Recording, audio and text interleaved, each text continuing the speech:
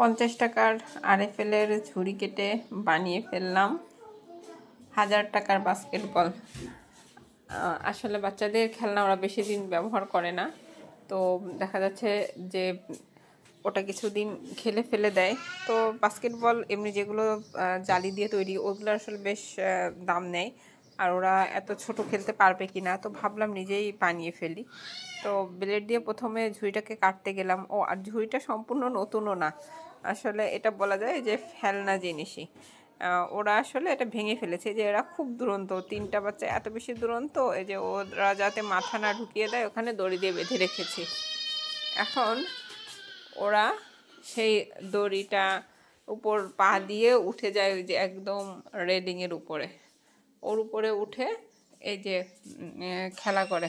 তো ভাবলাম যে বাস্কেটবল বানিয়ে দিই, বেলকুনিতে বসে বসে ওরা খেলতে পারবে। আর ওই বাস্কেটটা ওরা ওদের ময়লা কাপড় চোপড় রাখার জন্য এসেছিল, বাসায় ছিল।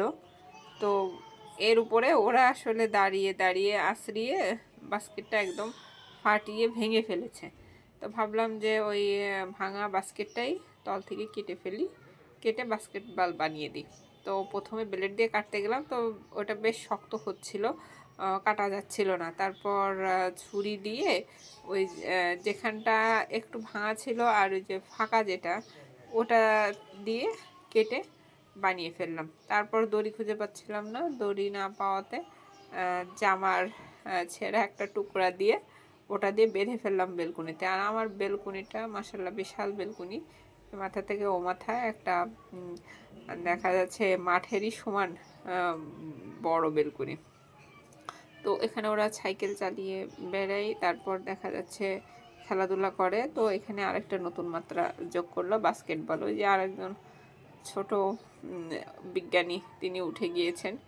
এর এত একদমই ভয় নাই, এত সাহসের, ও একদম একা একাই উঠে যায় একদম মাথায়।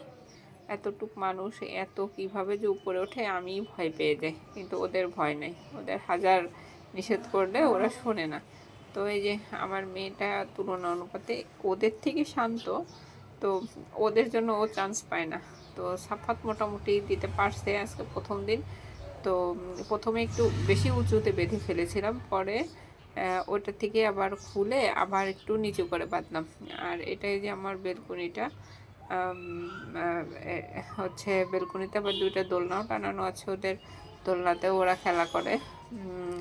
তো দোলনাতে আসলে ওরা ছোটোবেলা থেকে যেমন ঘুমিয়েছে তেমন খেলাধুলা করে। দোলনাটা আসলে অনেক কাজের, তো এর জন্য আমার একটা পেজও খুলেছিলাম দোলনার জন্য। তো যাই হোক, দোলনার এটা বেশ ভালো উপকারও হয়, ওদের খেলাধুলা করে একদম ছোটোবেলা থেকে। ওরা যেমন ঘুমিয়েছে এখন বড় হয়েছে, তাও সময় কেটে যায়, ভালোই হয়েছে। অন্য খেলনাগুলো আসলে ভেঙে ফেলেই, করে নষ্ট করে ফেলে, আর দোলনাটা আসলে কম টাকা হিসাবে বেশ ভালো। যাই হোক, এখানে আরেকটা নতুন মাত্রা যোগ করে দিলাম নতুন একটা খেলনা দিয়ে। খেলনাটাই আসলে তেমন খরচ হলো না, বল তো আগেই ছিল ওদের, সেই বল দিয়েই ওরা বাস্কেটবল খেলছে।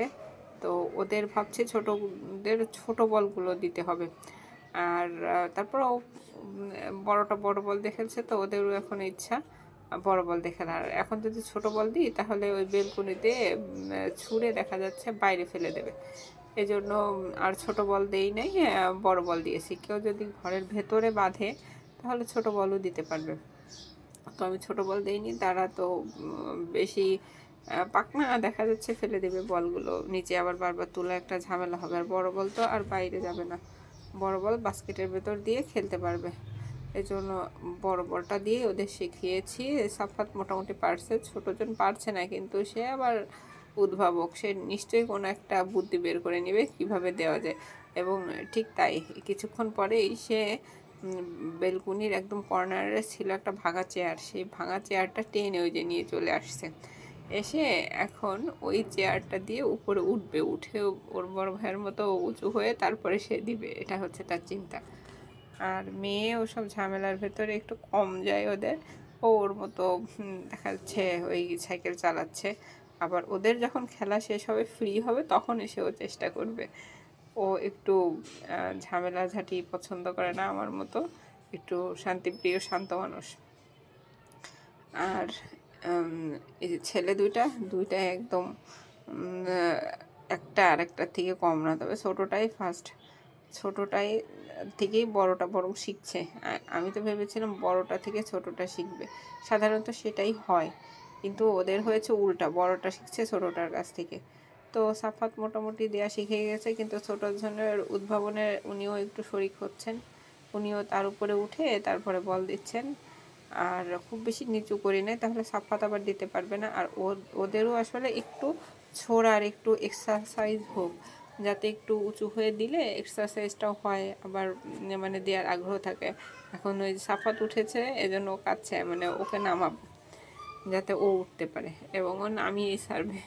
তো যাই হোক, যেহেতু আমি একটু বকা দিলাম যে সাফাত তুমি তো এমনিতেই পারো, ওকে দিতে দাও। সাফাত সরে গিয়েছে, এখন সে উঠবে, ওঠার চেষ্টা করছে, এবং সে সাকসেসফুল হবেই ইনশাল্লাহ। ওই যে হয়ে গিয়েছে, সে উঠে ওই যে এখন উপর দিয়ে না দিয়ে সে আবার আরেকটা বিজ্ঞানী, সে আবার নিচ দিয়ে দেওয়ার চেষ্টা করছে, দিয়ে খুব খুশি হচ্ছে। এই তো আস্তে আস্তে হয়তো আরেকটু ইজি হয়ে যাবে, তখন দেখা যাচ্ছে যে এমনিতেই দিতে পারবে। এই আর কি, একটু মানে খেলাধুলা করলো, সময় গেল, ওদেরও আমাদেরও সময় গেল। রোজের সময় আসলে বাচ্চারা বিরক্ত করলে একটু বেশি খারাপ লাগে, তো ওদের খেলাধুলা, বিভিন্ন নতুন খেলাধুলায় বিজি রাখা যায়। সব সময় যে খুব দামি জিনিসই দিতে হবে খেলনা হিসাবে তা